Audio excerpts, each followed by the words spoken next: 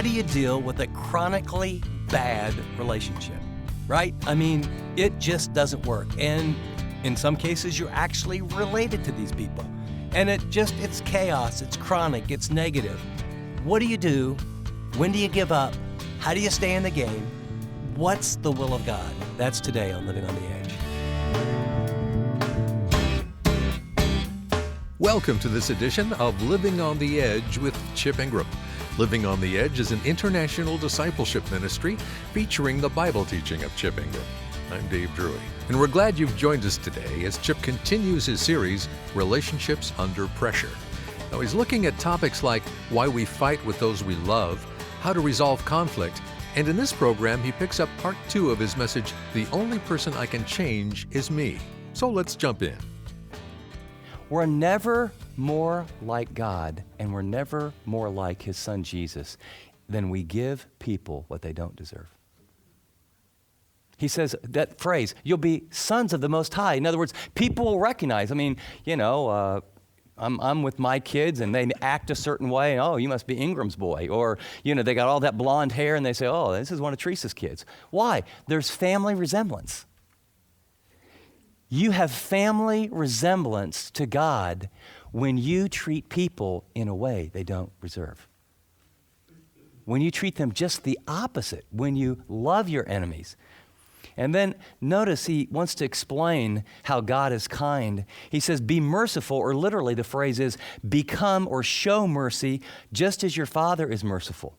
And do not pass judgment, and you will not be judged. And do not condemn, and you shall not be condemned. Pardon, and you will be pardoned.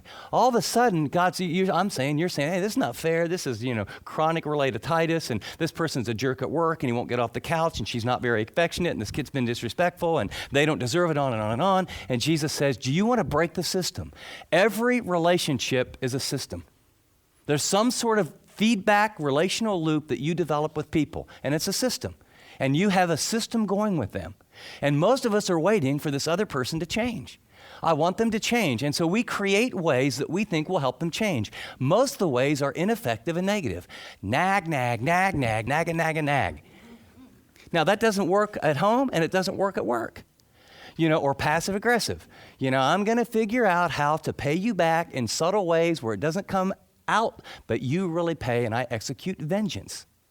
That's what unresolved anger, passive-aggressive behavior does. And Jesus said all those ways aren't how you build relationships in the kingdom. You are powerless to change other people. Boy, when you get that, your light bulbs will go. You are powerless to change your wife, powerless to change your friends, powerless to change your husband, powerless to change your kids, powerless to change your in-laws, powerless to change your boss. You are powerless in and of yourself to change anybody. The principle is, you can only change you. I can only change me. But when where's most of my focus in relationships? If my wife was just a little more of this or that, boy, it'd be a great marriage. If my husband was a little bit more of this or that, if my kids were, if my boss were, if my fellow employees were, you know what? Even that person where I get coffee, if he or she was a little bit more of this or that, my whole day would be a lot better. In fact, I'm tired of hearing that guy whine every time I walk in here. You know what will change that? Not waiting for that person, but you changing. Give, and it'll be given unto you. You need time, give time. You need love, give love. You need a friend, be a friend. Give, and it'll be given unto you. And then notice that the dangers, he goes, the spiritual rationale is be merciful and don't judge, because a lot of that, too, is we don't know what's going on inside of people, do we? Do we really know what's going on inside of that clerk, or what's really going on inside even your mate, or that disrespectful kid? See, we judge and come to conclusions, and we assume our perspective is the perspective. I actually have a little 3x5 card because I'm so bad at this. Especially if you have some spiritual gift in the area of discernment, then what you think is, you can read people. I know what's going on. I'm sitting down with my wife. I know exactly what she's thinking. She actually has a phrase for that when I come out with that tone of voice that knows exactly what she's thinking. She looks at me in her quiet, lovely little blonde hair and steel blue eyes and says, you can't read my mind, and you don't know what I'm thinking. So please don't interrupt me and really listen to what I'm actually saying. I know it's a hard time seeing Teresa do that, believe me. She be sweet on the outside, as we used to say growing up, but she is very strong on the inside. And I need that. Because, see, my tendency is to think my perspective is the perspective. In fact, in major conflicts, I've learned a little rule. I mean, major conflicts, whether they be at work or at home or with a neighbor, and I realize, something, this could really go south. Implications are really, really bad on this one. I start the conversation by saying, let's see if we can't get all the facts on the table. And what I'd like to do is share my perspective of the truth that is not to be confused with reality. Okay? I'm not saying that how I'm seeing it is reality. What I'm telling you is this is honestly how I see it. And I want to get that on the table. And I would like you to tell me how you really see it. And then let's see if we can put those together. And I won't assume that how I see it is the way it is. And would you just suspend judgment for just a little while and not assume that your perspective is the perspective?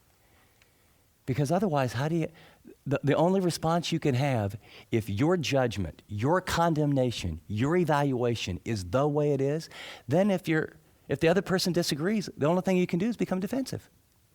And what's that do? That takes the relationship farther and farther apart. The second objection is that, Chip, that all sounds really good. It's very spiritual. I appreciate that. That probably works for you and Teresa. I hope you guys do well with that. But what you don't really get, see, I've been at this a lot longer time.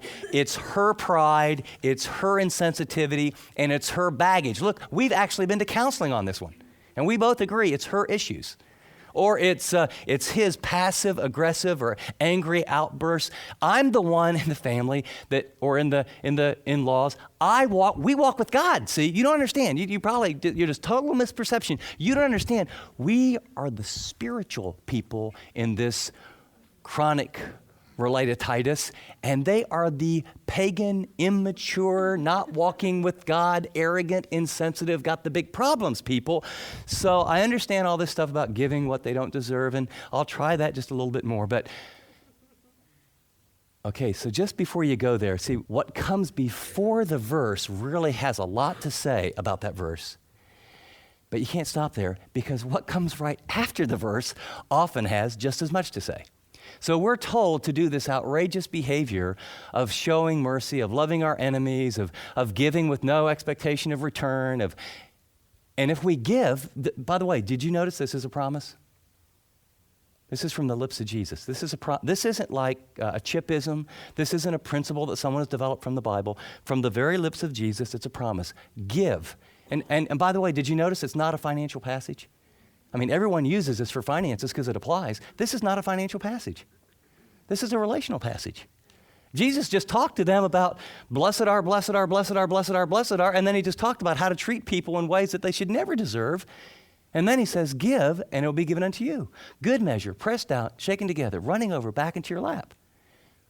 Well, let's just go one more verse or two or three or four, and let's look at verse 39 to see out of this radical promise he makes about relationships. He says, and he also told them a parable. Notice that little phrase, and he also. Anytime the author, empowered by the Holy Spirit, is connecting what he's saying now with what he just said, there's a good probability that what he now has just said ties in to what he previously said. And so he also told them a parable. A blind man cannot guide a blind man, can he? Will they not both fall into a pit? A pupil is not above his teacher, but everyone after he's been fully trained will be like his teacher. And why do you look at the speck that is in your brother's eye, but do not notice the log that is in your own? Or how can you say to your brother, brother, let me take out the speck that is in your eye, when you yourself do not see? Notice, it's not just that you have it, you don't see it. You do not see the log that is in your own eye. You hypocrite. First, circle the word first in your Bible. This is what gets left out when this is taught. First, take the log out of your own eye, and then you'll be able to see clearly to take out the speck that's in your brother's eye. Often this is taught like, oh, never judge anyone. You should never evaluate anything. Oh, you've got issues of yourselves. Who are you to speak into? This doesn't say you don't speak into other people's lives. This says just look at yourself first. Look at what your issues are. Look at what you need to change. Look at what God wants to say to you. And then once you do that, okay, now you have a little clearer vision. Out of kindness and love, and by the way, a sense of, oh, wow, God, once I see what I've done and how insensitive I've been to you and other things I've done in my life, what do I want? Mercy, mercy, mercy, mercy. Please don't hold that against me. I'm really, really sorry, God. I'm sure. Oh, please, please, please. When you really get that, guess how you're going to start treating other people? Oh, God, God, God, I really don't want to treat them like you treat me, but this seems really clear. If I don't, I'm in big trouble. So I want to give away mercy, treat people, and withhold what's justly due. And I want to extend grace because that's what you've done. Because I saw the log, and I thought they were arrogant until I looked at my heart. I thought they were insensitive. And they are in this relationship, but I've been insensitive to you. And, I got a disrespectful child, but boy, Lord, I never really thought that my own childhood, my own attitude toward my parents could have any relationship to what I'm producing. And you see what he's saying? Deal with your own stuff first. And then notice he actually is going to tell us how to go about it. He says, for there is no good tree which produces bad fruit, nor on the other hand a bad tree which produces good fruit. For each tree is known by its fruit, for men do not gather figs from thorns, nor do they pick grapes from briar bushes. And his point is, whatever the roots are, whatever the genuine roots are, that's going to come out in the fruit, in the behavior, in the actions. And then and what he's saying is, so you get the log out, you need to look at your own issues, look at the root of your own issues, and you deal with that, and then the kind of fruit that'll come out in your life, now you're the kind of person that can love and look in and help others. And then just in case you're thinking to yourself, well, how can you really know the fruit in your own life? Look at verse 45. He just sort of out of the blue, after he talks about the fruit and trees and the parallels, the good man out of the good treasure, literally out of his treasury. It's almost like there's a treasury down in your heart. The good man out of the good treasure of his heart brings forth what is good, and the evil man out of the evil treasure brings forth what is evil, for his mouth speaks from that which fills his heart. And so what I realize is that not only do I need to give what I want most in a relationship, but I'm never more like God when I give people what they don't deserve. And it's not fair, it's supernatural. But the other thing is the problem is not the other person. That's my perception of the problem. I'm not saying the other person doesn't have significant problems. But what I'm saying is the problem in the relational system is I need to go first and say, God, what is it about how I respond? By the way, the things that you're most defensive about, the things that bug you the most, the things that just are your buttons, I just hate to tell you this, often those are the very things that you're in violation of with other people. Really arrogant people don't like other arrogant people. Really insensitive people are really blown away by insensitive people. You understand what I'm saying? Often the very things that bug you about people, that might be one of those little indications that, in the root, down deep somewhere, behind all your defense mechanisms and all mine, maybe there's something about this relationship God wants me to learn to look inside of my heart first. And then you say, well, how do you know what's there? Start listening to your speech. My speech will reveal my heart. The tone of my words. Are they positive? Are they negative? Are they words that give life, or are they words that put down? Are they words that frame things? Are they words that say, I'm the authority, I know what's best? And see, you can be really arrogant in really subtle, semi-godly type ways. But arrogance is just me being filled with me, instead of living in humility before God and realizing God has a lot of people that he can speak through. One of the greatest signs of humility is being teachable, being willing to listen, being willing to be reproved, being willing to say, I need to learn something, even in an area where you feel like maybe you know quite a bit. So, only person I can change is me. The passage is Luke 6:38, and then here's the practice that flows right out of the passage. Ask God what he wants to change in you rather than focusing on what needs to change in the other person, and then go to work on it by his grace. Ask God in this chronic relatitis. And you can go back to that person that you're thinking in your mind. Ask God, okay, I know for sure what needs to change in that person. You identified that. But then you say, okay, since it's a system and the way I'm going about changing it so far, It's called chronic relativitis. I mean, if it wasn't chronic, it wouldn't be ongoing hassle, and it continually causes concerns or conflict. And so it's like, okay, Lord, nagging, being passive-aggressive, yelling, anger outbursts, threatening, those haven't worked. I think I'll try it your way. So I think I'm going to give first to them what I really want in the relationship.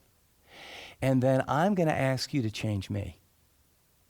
Because once one person changes, it changes the dynamic of the relationship.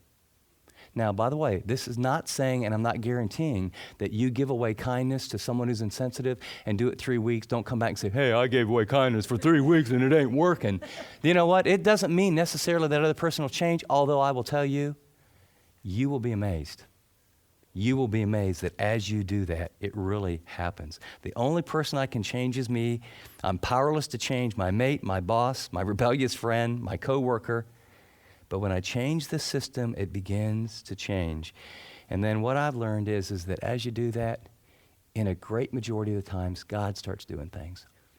At the heart of all this, when someone is in a chronic relativitis situation with you, your unconscious response is to start giving evil for evil. And it says, don't do that. Give good for evil. And then here's the last line I'll leave you with. If possible, as far as it depends on you, be at peace with all men. Respect what's right in the sight of all men, if possible. And just remember, it's not always possible. Those in-laws may never be positive. There may be aspects of very important relationships, but you know what you can have? You can have peace, and right now you don't have that. As far as it's possible, you can say, God, I'm giving friendship, I'm giving affection, I'm giving a listening ear, I'm giving understanding. Lord, I'm pleasing to you, and you know, this other person, they may respond, they may not respond, because you're not going to overpower their will, and I sure can't change them. The only person I can change is me.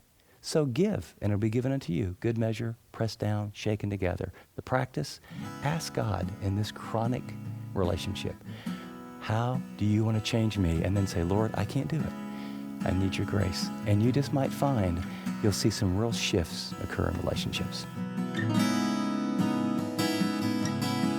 You're listening to Living on the Edge with Chip Ingram. And Chip's going to be back with a final thought about this message in just a minute. The only person I can change is me is one of 5 messages in Chip's series, Relationships Under Pressure, keeping it together when the world's falling apart. If the pain of relationships that just aren't working is getting the better of you, you're going to find practical, biblical answers in this series. If you're ready to get on the solution side of relationship problems, Relationships Under Pressure has the wisdom you need. Now, to take a closer look or to order this set of messages, just tap Special Offers on the app or visit us online at livingontheedge.org. Well, Chip, in this series, we're talking about relationships under pressure. Is there any specific time or kind of relationship where they tend to be under more pressure than others? You know, Dave, that's an interesting question because, you know, I've got some grandkids that are all like in that 2 and 3 and 4. And I can tell you there's a lot of conflict with my daughter as she's raising those kids. And I thought as parents, when we got through that one, it was, you know, pretty smooth sailing. I got news for you. When they hit 18, 19, 20, 21, even early 20s, I mean, I absolutely couldn't believe that, oh my, it's like they didn't ask me for advice, or in my mind I would be saying, what are you doing, or why are you doing that? And I realized there was built up anger and resentment and struggle, and I needed to learn how to relate to my adult kids, but not as the parent that gets to tell them what to do, but more as the consultant that learns to ask wise questions and honors them as a genuine adult. And I will tell you, I did a lot of it wrong. By God's grace, my 4 kids still love us and want to be with us, and they were very understanding. But I really don't think I did a very good job, especially early on, and they would attest to that. And so what we discovered was I'm not alone. Lots of parents really struggle when their kids are adults, and then they have children, and there's in-laws, and there's difference in values. And so I teamed up with a parenting expert, Jim Burns. He's written I don't know how many books. He runs a ministry called Homeward. Godly guy. I love doing things with him. And he and I sat down and we created a video course for how to navigate life with your adult children. I am telling you, I think it's one of the best things we've ever done, and it's really going to help people who find themselves in relationships that are not just under pressure, but often in conflict. Well, this brand new online video course from Chip and Jim Burns is called How to Navigate Life with Your Adult Children. It's absolutely free, and it's available now on either the Chip Ingram app or our website, livingontheedge.org. Because we know that some of the most painful, challenging relationships can be between parents and adult children, this new resource gives you practical, biblical wisdom for how to successfully navigate this particularly challenging season of life. You can do these 6 sessions at your own pace, by yourself, or with a few friends. Just go online to livingontheedge.org or tap Special Offers on the app and take your next step toward building healthy relationships with the adult children in your life. Well, now here's Chip with a final thought. Let's just get on the table. There may be few things as difficult as a chronic, difficult, or challenging relationship. In other words, it seems like no matter what you do, it doesn't get fixed. And this person's default attitude, actions, words constantly cause conflict. And you hold out this hope of wanting to make it better. And you go in and out of frustrations and anger. And you try this and you try that. I want to give you a game plan that flows out of our teaching time. I want you to think about the person or persons that I just described in your life. Okay, here's number 1. I want to remind you, I want you to just visualize in your mind and your heart the benefits. Can you imagine what would happen if this person's life changed? Can you imagine just the difference, not just in your relationship with them and the whole network and it may be family or work, if this person's life changed? I say that because you need to keep hope in your mind because God can change anyone. Second, this is very, very practical. I want to challenge you to write their name down. And if it's more than one, write 2 or 3 people's names down. These are chronically difficult relationships. Then I want you to put that someplace where you see it and you can pray for them every single day. And you're asking God specifically, God, will you bless them? Will you encourage them? Would you reveal to them all that you want to do in them? Third, then I want you to immediately afterwards pray for yourself. Lord, please illuminate in my heart and my mind anything in me that is the problem. Where am I driving them crazy? What am I doing? What am I thinking? What am I saying? Just reveal it to me because I want to change. Then finally, after praying, look for opportunities at least once a week for the next 6 weeks to demonstrate some act of kindness, some undeserved act. It might be a note, it might be a little coffee card, it might be just a word of kindness, but you begin to get your focus off of them changing onto what he wants to do in you, praying for them and asking God. And then if you really want to see something happen, I'd encourage you to journal for this 6-week period.